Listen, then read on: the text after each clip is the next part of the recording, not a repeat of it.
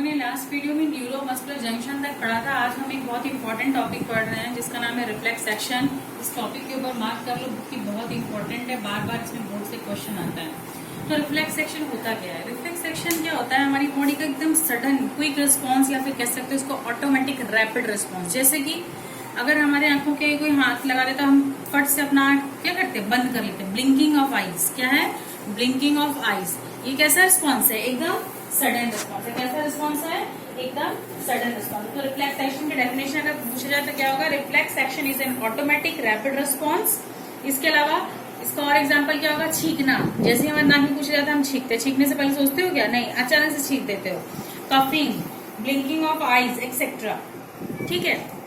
सो reflex action जो है वो क्या है? हमारी बॉडी का क्विक रिस्पॉन्स या ऑटोमेटिक रिस्पॉन्स, जो कि एकदम बहुत ही नैनो सेकंड से भी कम टाइम में होता है। और एक तरीके से आप देखेंगे कि हमारी बॉडी को डैमेज से बचाता है। जैसे कि बहुत तेज आंधी आ रही है या फिर अचानक से हम कोई कीड़ा है हमारे आंख में घुसने ही वाला था, पर उससे पहले ही हमारी आंख बंद हो जाती है। यानी कि उसने हमें क्या किया? हमें एक हार्मफुल कंडीशन से बचाया, एक डैमेज से बचाया। ठीक है। इसमें सबसे इंपॉर्टेंट बात क्या होती है? मैंने कहा कि हमारी बॉडी में ये जो रिस्पॉन्स है वो बहुत ही रैपिड है। आपको पता है कि जो ब्रेन का रिस्पॉन्स है वो भी रैपिड है, लेकिन ये ब्रेन से मैसेज जितने टाइम में आता है उससे भी ज्यादा रैपिड है। यानी कि इस केस में होता क्या है कि जो हमारा मैसेज होता है, यानी जो सेंसरी न्यूरॉन है, वो मैसेज क्या करता है? वो मैसेज को लेकर के ब्रेन के पास नहीं जाता, वो मैसेज को लेकर के किसके पास जाता है? स्पाइनल कॉर्ड के पास जाता है। अब आप सोचो कि आपका स्पाइनल कॉर्ड है कहाँ? आपका स्पाइनल कॉर्ड है आपकी पीठ की जो वर्टिब्री है ना, बैकबोन, उस बैकबोन के अंदर आपका स्पाइनल कॉर्ड है। यानी जो आपकी जो रीढ़ की हड्डी है, बैकबोन, उसमें क्या है? बोन्स इस तरीके से रखी हुई है और इसके बीच में क्या है? एक पतली सी ट्यूब है, और इसी ट्यूब को हम क्या कहते हैं? ये हमारा स्पाइनल कॉर्ड है। तो इस केस में जो सेंसरी न्यूरॉन यानी कि वो न्यूरॉन जो कि बाहर से जो भी हमारी बॉडी में स्टिमुलस है उसको लेकर के जाती है, इस केस में कहाँ तक जाएगी? स्पाइनल कॉर्ड तक जाएगी। कहाँ तक जाएगी? स्पाइनल कॉर्ड तक जाएगी। तो सेंसरी न्यूरॉन क्या करती है? बाहर से मैसेज लेके तुरंत स्पाइनल कॉर्ड में जाती है, स्पाइनल कॉर्ड उसको प्रोसेस करता है और तुरंत वापस भेज देता है। तो यहाँ पे अगर क्वेश्चन आए कि भाई ये रिस्पॉन्स इतना रैपिड क्यों है, तो ये रिस्पॉन्स इसलिए इतना रैपिड है क्योंकि इसमें जो मैसेजेस है वो स्पाइनल कॉर्ड में जाते हैं, स्पाइनल कॉर्ड से ही प्रोसेस होकर के डायरेक्ट जो हमारा इफेक्टर है या फिर हम कह सकते हैं मसल से वहां तक पहुंच जाता है। तो तुम खुद सोचो, स्पाइनल कॉर्ड में जाने के लिए ज्यादा टाइम लगेगा कि ब्रेन में जाने के लिए ज्यादा टाइम लगेगा? तो तुमको पता चला है कि स्पाइनल कॉर्ड में एकदम कम टाइम में और तुरंत पहुंच जाएगा मैसेज, और तुरंत वहां से हमारे को एक रिस्पॉन्स भी आ जाएगा। तो देखो मैसेज कैसे कैसे होता है। जैसे मान लो हम किचन में जाते हैं और हमारा हाथ अचानक से गरम कढ़ाई या तवे पे सट गया, हम क्या करते हैं? तुरंत अपना हाथ पीछे करते हैं। हमने अपना तुरंत हाथ इसलिए पीछे किया क्योंकि ये मैसेज कहाँ पे गया? स्पाइनल कॉर्ड में गया। स्पाइनल कॉर्ड ने तुरंत बोला कि अपना हाथ हटा लो। लेकिन अगर ये हमारा मैसेज ब्रेन तक जाता तो हो सकता था उससे कुछ सेकेंड्स और ज्यादा टाइम लगता। ठीक है। So what is reflex action? Sudden response, automatic response है। इसमें मैसेज कहाँ तक जाता है? स्पाइनल कॉर्ड तक जाता है। Why spinal cord? Because it will take less time to produce a response. Now यहाँ पे देखिए स्टिमुलस। जैसे मैंने बोला कि भाई इसमें एक स्टिमुलस होगा। जैसे आप यहाँ पे देखो, स्टिमुलस क्या है कि भाई हमारा हाथ किसी भी गर्म चीज के पास आ गया या लैंप के पास आ गया। ठीक है। अब यहाँ से स्टिमुलस मतलब जैसे सपोज दैट है हीट इज अ स्टिमुलस। ठीक है। हीट स्टिमुलस है तो हमें कहाँ मिलेगा? हमारा जो स्किन है, देखो मेरे हाथ में मैंने गर्म कढ़ाई को छू लिया और मेरा हाथ क्या हो गया? रिसेप्टर। यहाँ पे सेंस ऑर्गन क्या है? हमारा स्किन। क्या है? स्किन ने इसको सेंस कर लिया कि भाई ये हीट है, और स्किन से मैसेज कौन लेके गया? Sensory neuron. कहाँ पे लेके गया? स्पाइनल कॉर्ड में। स्पाइनल कॉर्ड में दो मैटर होते हैं। दो मैटर मतलब दो तरीके के सेमी सॉलिड फ्लूइड होता है या पेस्ट जैसा फ्लूइड होता है। एक को कहते हैं ग्रे मैटर और एक को कहते हैं व्हाइट मैटर। तो ये मैसेज सेंसरी न्यूरॉन कहाँ तक गया? स्पाइनल कॉर्ड के ग्रे मैटर तक गया। ठीक है। और स्पाइनल कॉर्ड ने उसको क्या किया? प्रोसेस किया। इस स्पाइनल कॉर्ड ने क्या किया? इसको पूरा प्रोसेस कर दिया कि अब हाथ हटाना है। और प्रोसेस करने के बाद उसने किसके थ्रू भेजा? मोटर न्यूरॉन के थ्रू। मोटर न्यूरॉन के थ्रू मेरे हाथ के पास में मैसेज आ जाएगा और मेरा एक्शन क्या होगा कि मैंने तुरंत हाथ पीछे कर लिया। सो एक पाथवे फॉलो हुआ है। इसी पाथवे को हम कहते हैं रिफ्लेक्स आर्क। क्या कहते हैं? Reflex arc.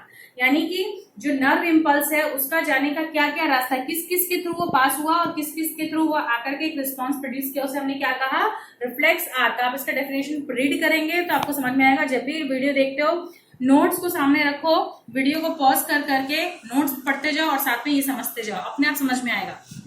सो रिफ्लेक्स आर्क में क्या क्या हुआ? स्टिमुलस यानी हीट, रिसेप्टर मेरा हाथ था, सेंसरी न्यूरॉन मैसेज लेकर के गया स्पाइनल कॉर्ड पे, स्पाइनल कॉर्ड ने प्रोसेस किया, मोटर न्यूरॉन को दिया, मोटर न्यूरॉन फिर किसके पास ले आया? मेरे हाथ के पास, या फिर मसल से ग्लैंड्स भी बोल सकते हैं, ठीक है, इनके पास लेकर गया और मेरे हाथ ने एक रिस्पॉन्स प्रोड्यूस किया। उसे हमने क्या लिखा? Action and response. This is the reflex arc. Reflex arc में अगर मैं बोलूँ इसे मेन चीजें क्या है, तो सबसे इंपॉर्टेंट है सेंसरी न्यूरॉन। सेंसरी न्यूरॉन को हम एफरेंट न्यूरॉन कहते हैं। क्या कहते हैं?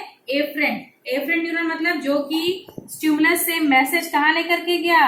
स्पाइनल कॉर्ड में लेकर के गया, ठीक है। दूसरा हमारे पार्ट क्या है? स्पाइनल कॉर्ड है। तीसरा क्या है? Motor neuron. मोटर न्यूरॉन को हम कहते हैं इफरेंट न्यूरॉन। इफरेंट न्यूरॉन यानी कि जो स्पाइनल कॉर्ड से एक प्रोसेस्ड मैसेज को लेकर के कहाँ आया? जहां पे हमारा रिसेप्टर था, जहां पे हमारा हाथ था, हैंड था। Hand is our receptor in this particular example. So sensory neurons carries information from the receptor to the spinal cord, whereas motor neurons carry information from the spinal cord to the receptor organ, और जो कि receptor organ आप क्या बन जाएगा? Effector, ठीक है। Sensory neuron को हम दूसरा नाम क्या है? एफरेंट। मोटर न्यूरॉन का क्या दूसरा नाम है? Efferent neuron. ए पहले आता है, पहले मैसेज किससे जाता है? सेंसरी न्यूरॉन से, इसलिए कंफ्यूज ना हो। एक बस ट्रिक है इसको याद करने की। क्या सबसे पहले मैसेज किससे जाता है? सेंसरी न्यूरॉन से। तो सेंसरी न्यूरॉन में ए और ई में सबसे पहले कौन सा आता है? एबीसीडी पढ़ते हैं तो ए आता है, यानी सेंसरी न्यूरॉन क्या होगा? Afferent neuron. फिर मोटर न्यूरॉन क्या होगा? इफरेंट न्यूरॉन, ठीक है। उसके बाद हमारा फोर्थ पार्ट इसमें क्या होगा? इफेक्टर या मसल्स। इफेक्टर यानी कि जो हमारा हाथ था पहले वो रिसेप्टर था, लेकिन जब हमारे पास मैसेज आया तो यही एक इफेक्ट प्रोड्यूस करेगा कि इसने अपना हाथ पीछे कर दिया। सो इसे हम क्या कहते हैं? इफेक्टर या मसल्स। यानी रिफ्लेक्स आर्क में चार चीजें हैं: sensory neuron, spinal cord, motor neuron, effector, muscles, ठीक है। So this is a complete description of reflex action. Reflex action is nothing but the sudden automatic rapid response of the body. And for example, इसमें क्या है? Blinking of eyes है, coughing है, sneezing है। इसका एक पर्टिकुलर पाथवे होता है, उस पाथवे को हम रिफ्लेक्स आर्क कहते हैं। क्वेश्चन आता है what is reflex action, sometimes it is asked what is reflex arc, then you have to draw this pathway and you have to describe these components also. फिर reflex action का कोई कहेगा कि भाई रिफ्लेक्स एक्शन का क्या importance है, क्यों जरूरी है? इंपॉर्टेंस ये है कि रिफ्लेक्स एक्शन हमें हार्मफुल कंडीशन से क्या करता है? बचाता है। तुरंत हमारे, जैसे हमारा हाथ कढ़ाई पे लग गया, अगर उसी पे रह जाएगा तो जल जाएगा ना, लेकिन हमारा रिफ्लेक्स एक्शन हुआ, हमने हाथ पीछे किया तो हम जलने से बच गए। That means it protects our body from the dangerous condition और हार्मफुल कंडीशन। इसके अलावा स्पाइनल कॉर्ड ने क्या किया? ब्रेन के वर्क को बांट लिया, यानी कि ब्रेन का जो ओवरलोडिंग था कि उसको बहुत सारा काम करना है, उसने कहा कि कोई बात नहीं, थोड़ा सा काम मैं कर देता हूं। So it reduces the overloading of the brain. और क्योंकि ये हमें एक एडवर्स कंडीशन से बचाता है, हार्मफुल कंडीशन से बचाता है, इसलिए ये ऑर्गेनिजम्स का सर्वाइवल रेट क्या कर देता है? बढ़ा देता है। जैसे ये, इस बात को तुम कैसे समझो? एग्जाम्पल से सपोज दैट क्या हुआ, बारिश का सीजन था, हम प्लग छू रहे थे, अचानक से उसमें हमें थोड़ा सा क्या हुआ? करंट महसूस हुआ। या कभी कभी हम देखते हैं कि कभी कभी हमें किसी चीज में हल्का सा करंट महसूस हो रहा है, हम क्या करते हैं? तुरंत हटा लेते हैं। अगर हम उस पर से हाथ ना हटाए तो हो सकता है उस करंट की वजह से हमारी जान जा सकती है। यानी कि रिफ्लेक्स एक्शन की वजह से हमारा सर्वाइवल रेट क्या हो गया? बढ़ गया, ठीक है। So this is all about reflex action. Now we will discuss about the brain. Before discussing about the brain, we have to see that the division of nervous system. हमारा जो nervous system है उसको दो parts में बांटा गया है basically. एक होता है सीएनएस और एक होता है पीएनएस। सीएनएस मतलब होता है सेंट्रल नर्वस सिस्टम, पीएनएस मतलब होता है पेरिफेरल नर्वस सिस्टम। सीएनएस में क्या क्या आता है? Brain, spinal cord. पीएनएस में क्या आता है? नर्व्स आती है, क्रेनियल नर्व्स जो कि ब्रेन से निकलती है, स्पाइनल नर्व्स जो कि स्पाइनल कॉर्ड से निकलती है। इसका नाम ऐसे क्यों पड़ा है? तुम लोग क्या करो, सीधे खड़े हो जाओ। सीधे खड़े होने के बाद तुमको ये पता है कि तुम्हारा स्पाइनल कॉर्ड कहाँ है? तुम्हारी बैकबोन के अंदर है, ठीक है। अब तुम अपनी बॉडी में देखो कि एकदम सेंटर में क्या क्या आ रहा है। सेंटर में आ रहा है ब्रेन और आपका स्पाइनल कॉर्ड, ठीक है। तो इसलिए हमने इसको क्या कहा? सेंट्रल नर्वस सिस्टम, ठीक है। फिर तुम्हारी बॉडी में तो हैंड्स है, लेग्स है, और भी साइड साइड में अगर हम ब्रेन और स्पाइनल कॉर्ड के अलावा छोड़ दें तो बाकी साइड्स में भी तो कुछ पार्ट्स हैं। उस पार्ट्स तक इंफॉर्मेशन कौन लेके जाएगा? नर्व्स लेके जाएंगी। कौन सी नर्व्स लेकर के जाएंगी? वो नर्व्स जो ब्रेन से निकलती है जिसको हम क्रेनियल नर्व्स कहते हैं, और वो नर्व्स जो कि स्पाइनल कॉर्ड से निकलती है हम स्पाइनल नर्व्स कहते हैं, ठीक है। सो सेंट्रल नर्वस जो सिस्टम है वो सेंटर का जो पोर्शन है, यानी ब्रेन और स्पाइनल कॉर्ड। पेरिफेरल मतलब होता है किनारे वाला, ठीक है। सो पेरिफेरल नर्वस सिस्टम में क्या है, क्रेनियल नर्व्स और स्पाइनल नर्व्स, ठीक है। अब हम लोग पढ़ेंगे ब्रेन के बारे में। देखो ब्रेन को बेसिकली हमने आपको पहली बात है, ब्रेन क्या है, हमारी बॉडी का मास्टर है। ब्रेन हमारी सारे फंक्शंस को कंट्रोल करता है, हमारी बॉडी में क्या करता है, कोऑर्डिनेट करता है, ठीक है। तो अगर किसी का ब्रेन डैमेज हो गया तो उसके ऑलमोस्ट मैक्सिमम जो क्या है, maximum functions of the body वो क्या हो जाएंगे, स्टॉप हो जाएंगे, रिड्यूस हो जाएंगे, ठीक है। लेकिन जरूरी नहीं है कि ब्रेन डैमेज हो गया तो आदमी का डेथ हो जाएगा। आदमी का डेथ होता है जब उसका हार्ट बीट रुक जाता है तब। कई लोगों में ऐसा है कि ब्रेन डैमेज हो गया है लेकिन जो क्या है, हार्ट बीट थोड़ी देर तक चल रहा है तो ये वो जीवित ही है, जिंदा है, लाइव है, ठीक है। So brain is divided into 3 parts, the fore brain, the mid brain, the hind brain. Fore brain मतलब क्या होता है, तुम्हारा माथा जानते हो ना, forehead. Forehead is your fore brain. पूरे ब्रेन का सबसे ज्यादा हिस्सा क्या है, फोर ब्रेन। फिर फोर ब्रेन के पीछे क्या होगा, मिड ब्रेन, और पीछे की तरफ जब तुम अपने गले पे हाथ रखते हो पीछे की तरफ बालों के नीचे, वहां पे क्या है, हाइंड ब्रेन, जिसको कभी कभी तुमने मूवीज में देखा होगा, कहते हैं छोटा दिमाग। वो छोटा दिमाग is nothing but the hind brain, ठीक है। फोर ब्रेन क्या होता है, हमारा माथा, हमारा फोरहेड, फोरहेड आगे वाला पोर्शन हमारे हेड के। मिड ब्रेन, मिड ब्रेन क्या होगा, जो हमारे साइड में होगा, यानी कि हमारे जो कान है उसके ऊपर वाला पोर्शन। और हाइंड ब्रेन क्या होगा, एकदम पीछे। जब आप अपने गले पे हाथ रखते हो तो उसके ऊपर जो सर का पोर्शन है, जहाँ पे आपके हेयर्स हैं, वो क्या हो गया, हाइंड ब्रेन। फोर ब्रेन का फिर 3 पार्ट्स है, क्या क्या है, cerebrum, olfactory lobes, hypothalamus. Mid brain का कोई पार्ट नहीं है। हाइंड ब्रेन का क्या पार्ट है, सेरिबेलम। देखो यहाँ सेरिब्रम है, ये सेरिबेलम है, कंफ्यूज नहीं होना। सेरिब्रम, पॉन्स और मेड्यूला ऑब्लांगाटा, मेड्यूला ऑब्लांगाटा, ठीक है। ये थोड़ा सा डिफिकल्ट लग रहा है लेकिन इसको बार बार बोलने से ये इजी हो जाएगा और आपको आएगा। सबसे पहली बात, ब्रेन में 3 पार्ट्स हैं, इसको तो एकदम मुंह जुबानी यानी बाय हार्ट कर लेना चाहिए। क्या, ब्रेन में 3 पार्ट्स हैं, fore brain, mid brain, hind brain. Four brain में फिर 3 पार्ट्स हैं, क्या क्या, सेरिब्रम, नहीं आता बोले, 5 बार बोलो, सेरिब्रम सेरिब्रम सेरिब्रम, ऐसे बोलो, अपने आप आएगा, बोलिए। Cerebrum, olfactory lobe, hypothalamus. Mid brain का कोई पार्ट नहीं है। हाइंड ब्रेन का क्या पार्ट है, सेरिबेलम है, पॉन्स है, मेडुला ऑब्लांगाटा है, ठीक है। अब क्या है, अब हम एक एक इसका ब्रेन का फंक्शन पढ़ेंगे, एक एक ब्रेन का, यानी फोर ब्रेन का, मिड ब्रेन का, हैंड ब्रेन का। सबसे पहले फोर ब्रेन।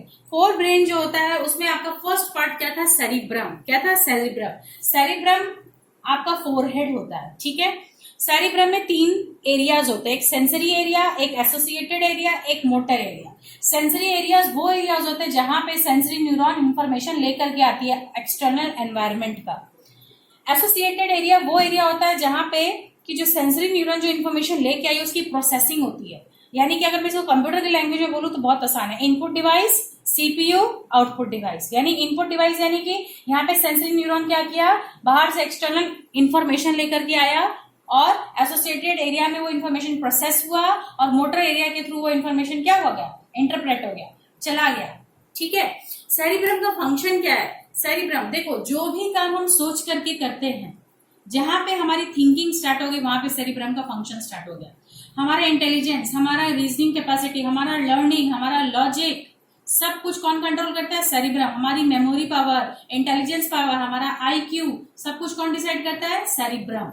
हम कितने होशियार है पढ़ने में, कितने चालाक है, ये सब कौन डिसाइड करता है, सेरिब्रम। यानी कि thinking, reasoning, logical analysis, mathematical analysis.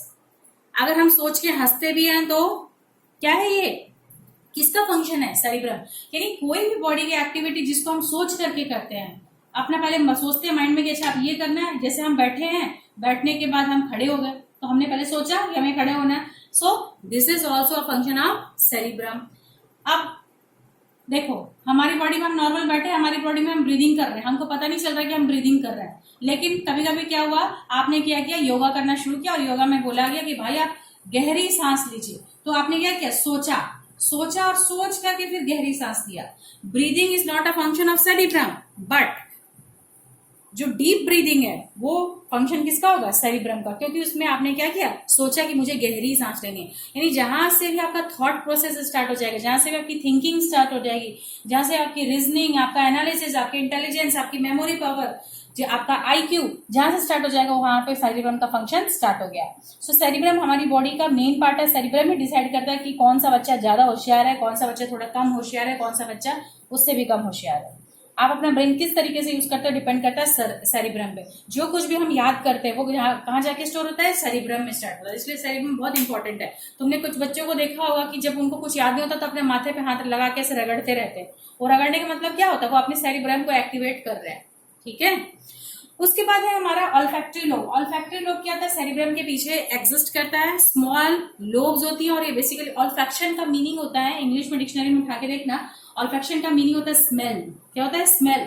यानी कि जब भी हमें कोई सुगंधित खुशबू आती है, अरे मम्मी ने आज कुछ अच्छा बनाया, घर में घुसे छुट्टी हुई, घर में आए, अरे कुछ अच्छा स्मेल आ रहा है, अच्छा पका है, कुछ अच्छा खाने में बनाया गया है, सो वो हमारे ब्रेन की किस पार्ट ने एनालिसिस किया, ऑल्फैक्टरी लोब ने, यानी स्मेल, अच्छी खुशबू आ रही है, यानी वो हमारा ब्रेन किस पार्ट से प्रोसेस कर रहा है, ऑल्फैक्टरी लोब से। सो ऑल्फैक्टरी लोब क्या करता है, स्मेल को फाइंड आउट करता है, उसको डिटरमाइन करता है, उसको पहचानता है कि क्या चीज की स्मेल है। ठीक है। थर्ड पार्ट है हमारा हाइपोथैलेमस। हाइपोथैलेमस हमारी बॉडी के टेम्परेचर को कंट्रोल करता है। हमारी बॉडी का टेम्परेचर क्या है, 37 डिग्री सेल्सियस। ठीक है।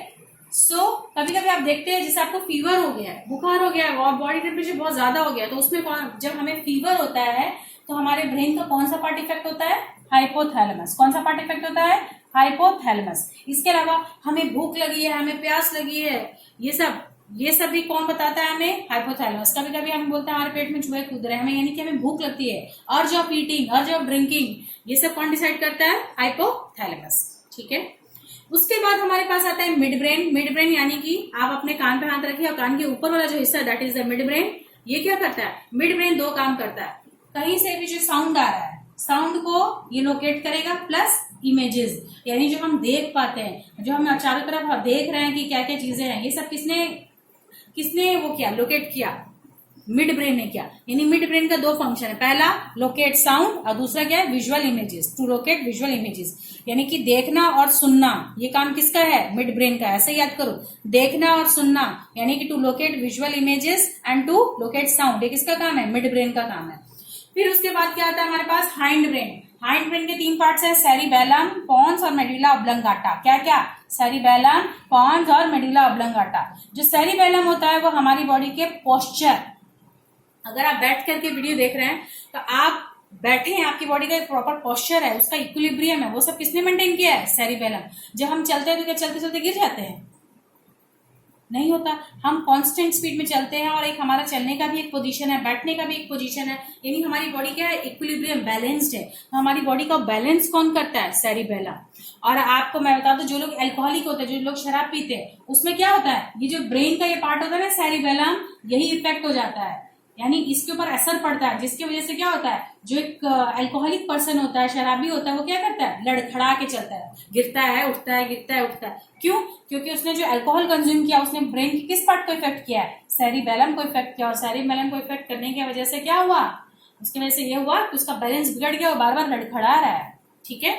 फिर उसके बाद आता है पॉन्स। पॉन्स हमारे रेस्पिरेशन को कंट्रोल करता है, ब्रीदिंग, सांस लेते हैं छोड़ते हैं, सांस लेते हैं छोड़ते हैं, तो ये और कितनी सांस लेनी क्या है, उसका प्रोसेस, जो भी हमारा रेस्पिरेटरी प्रोसेस है, उसको कौन रेगुलेट करता है, पॉन्स। ठीक है। उसके बाद है हमारे पास मेडुला ऑब्लंगाटा। मेडुला ऑब्लंगाटा हमारी बॉडी के इनवॉलेंट्री फंक्शन, अब यहाँ पे एक वर्ड आया इनवॉलेंट्री। इनवॉलेंट्री का अपोजिट होता है वॉलेंट्री। जैसे हमारा जो सेरिब्रम है ना बेटा, ये सारे वॉलेंट्री फंक्शन करता है। वॉलेंट्री यानी कि जब हम सोच के करते हैं, वॉलेंट्री फंक्शन करते हैं, और कुछ हमारी बॉडी में इनवॉलेंट्री फंक्शन होता है। इनवॉलेंट्री फंक्शन कौन करता है, मेडुला ऑब्लंगाटा। जैसे उल्टी क्या सोच करके करते हो, नहीं, अचानक से आ जाती है, वॉमिटिंग। ब्रीदिंग, सोच करके सांस लेते हो, बिल्कुल भी नहीं। बीपी, तुम्हारा ब्लड प्रेशर क्या, अभी मेरा ब्लड प्रेशर ज्यादा हो गया, मैं सोच रहा हूँ कि इसको कम कर दूं, हो जाएगा क्या, नहीं होगा। अब मेरा हार्ट जब से मैं पैदा हूं तब से काम कर रहा है, सोच रहा हूँ इसको 2 दिन के लिए बंद कर दूं फिर चालू कर दूंगा, होगा क्या, नहीं होगा। Because these are involuntary actions, these are not under our control, ये हमारे कंट्रोल में नहीं है। हार्ट बीट होना, हमारा बीपी होना, हमारा ब्रीदिंग होना, वॉमिटिंग होना, ये सब क्या है, इनवॉलेंट्री एक्शंस है, ये हमारे कंट्रोल में नहीं है। और इन सारे फंक्शंस को कौन कंट्रोल करता है, मेडुला ऑब्लंगाटा। कौन करता है, मेडुला ऑब्लंगाटा। समझ में आया। फिर देखो यहाँ पे एक मैंने डायग्राम बनाया है कि ब्रेन, इसका पोजीशन क्या है। ये आपका माथा है, फोर ब्रेन है, फोर ब्रेन के पीछे मिड ब्रेन होगा, फिर क्या होगा, हाइंड ब्रेन। मिड ब्रेन क्या करता है, फोर ब्रेन और हाइंड ब्रेन को कनेक्ट करता है। मिड ब्रेन को मैंने बताया क्या, देखना और सुनना, to locate visual images, to locate sounds. For brain में सबसे इंपॉर्टेंट क्या बात थी, थिंकिंग, अपने आप को सोचना कि मैं कितना इंटेलिजेंट हूँ, ये कौन डिसाइड करेगा? मेरा सेरिब्रम डिसाइड करेगा। मुझे कितना मैथ्स आता है, कौन डिसाइड करेगा? सेरिब्रम डिसाइड करेगा। ठीक है। उसके बाद लास्ट में हमारे पास एक टॉपिक आता है functions of brain. Functions of brain हम जानते हैं, सारे सिस्टम को कोऑर्डिनेट करना, बॉडी के फंक्शंस को कैरी आउट करना। ठीक है, ये कोऑर्डिनेटिंग सेंटर है, ये बाहर इंफॉर्मेशन को रिसीव करता है, उसको प्रोसेस करता है और क्या करता है? प्रोसेस करता है और हमारे को एक रिस्पॉन्स प्रोड्यूस करता है। इसके अलावा जो कुछ भी हम याद करते हैं, जो भी हमारी यादाश्त होती है, मेमोरी होती है, वो क्या होता है? ब्रेन के पास जाता है, यानी brain is also a store house. इसके अलावा एक पर्टिकुलर, देखो तुम्हारे क्लास में कितने सारे बच्चे, सबका एक पर्टिकुलर बिहेवियर है, वो बिहेवियर भी कौन कंट्रोल करता है? ब्रेन कंट्रोल करता है। So this is all about brain. After this, in another video, we'll discuss about the spinal cord, then about the coordination in plants. After that, plant hormone, animal hormone. After doing this chapter, आपकी classes बंद हो जाएंगी, उसके बाद छुट्टियों के बाद start होगी। जितना ही पढ़ाया है, इसमें कुछ डाउट है तो पूछ लेंगे। आज के लिए इतना ही, थैंक यू।